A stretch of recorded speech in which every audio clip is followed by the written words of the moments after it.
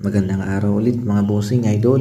So ngayon babalik ulit tayo kay na Sir Eddie Siuson at Sir Rocky Legaspi Game Farm. So ngayon nasa Orani, Bataan ulit tayo.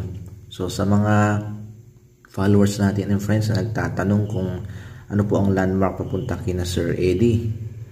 So pag nasa Orani, Bataan po kayo, pag makita nyo po yung tindahan na yan po Camusis Kainan at FNR Variety Store, ay andyan na po kayo, papasok lang po kayo dyan sa iskinita na yan. Ito po, so dire-diretso na po yan kina Sir Eddie Siuson and Rocky Legaspi Game Farm. So dire-diretso lang po yan mga bossing idol, panood lang po yung video hanggang makarating po tayo.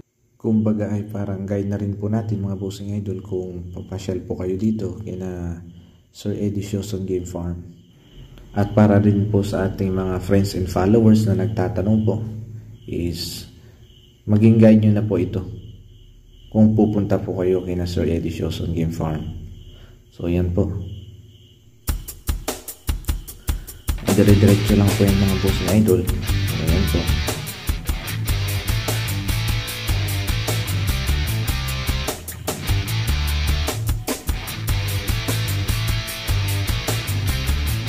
lapit na po tayo dyan mga bossing. May mga farm din po tayong nadaanan dyan, marami pong farm tayong nadaanan dyan. So diretso lang po. Pagdating po sa parte na yan, may nakasulat po na La Herminia Orchard, yan po yung sa picture. Pasok po kayo dyan sa kaliwa na kalsada, diretso na po yung mga bossing.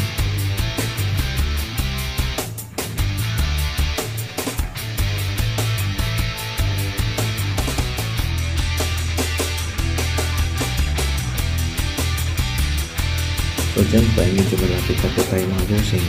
So yun lang po sa mga nagbabalak po na gusto pumunta sa Eddie Siuson Game Farm, ay may guide na po kayo mga bossing.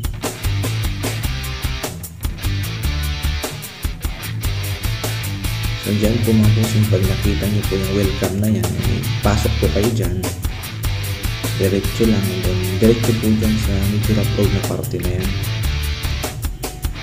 Pero ngayon is ang balita pa ay naka-concrete na po yan eh. Kasi yan na po yung Eddie Siuson Game Farm. So pasok po tayo.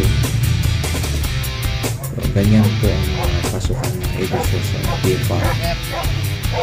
Yan na po. Yan na po tayo ngayon sa Eddie Siuson Game Farm. So ganyan po ang area ng Sir Eddie and Sir Rocky Legaspi. So yan po mga boss. So yan po yung kanilang mga flying pins, pero according po din kay Sir Rocky Legaspi, yung mga flying pins po nila na yan ay ginagamit din po nila na double purpose. So ginagamit din po nila na breeding pins. So, napakasarap po sa tingin mga boss na marinig yung mga manok nila dito na tumitilao. Quality talaga, masabi talagang quality ang mga manok mga boss dito, at talagang nakilala si Sir Eddie Siuson bilang King of Stags. Yan, halos 50 plus years na niya itong breed. So hindi lang sa guwapo, kundi may napatunayan din ang mga manok ni Sir Eddie Siuson. Yan po yung kanilang hardening pens dito sa farm, ang breeding pen, tapos yung colding area po ni na Sir Eddie Siuson ng Rocky Legaspi. Napakaganda po. Yan po, naantay natin mga boss, ikot na po tayo.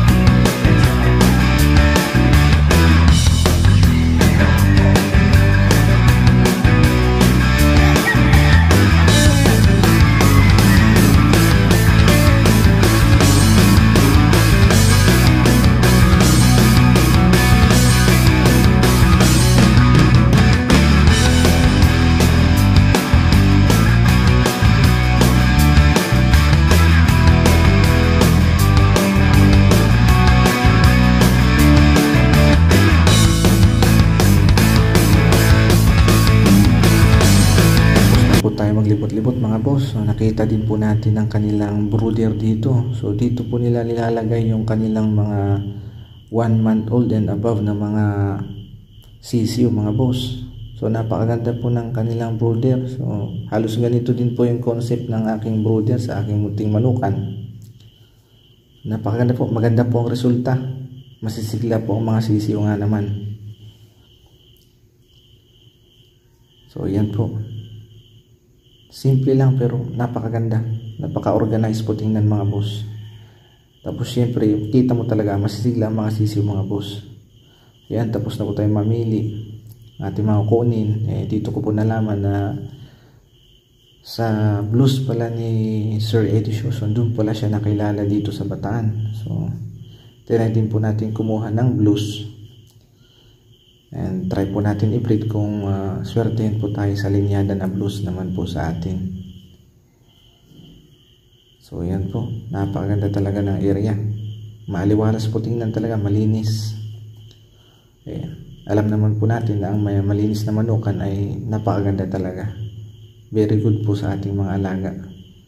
So, basic po na pangangailangan ng mga manok natin kung gusto natin maging malusog sila. So yan, Sir Alex nag-assist po sa atin. Maraming salamat po sa Alex. Ayan po yung area na Sir Eddie Shawson, napakaganda. Ayan po, aliwalas talaga. At bago po tayo umalis ay nagpa-picture din po tayo kay Sir Rocky Legaspi na apo po ni Sir Eddie Shawson na namamahala na po ngayon sa Eddie Shawson Game Farm, at kay Sir Alex din po na nag-assist sa atin. Yan lang po sa episode na ito mga boss. Maraming salamat po sa panonood.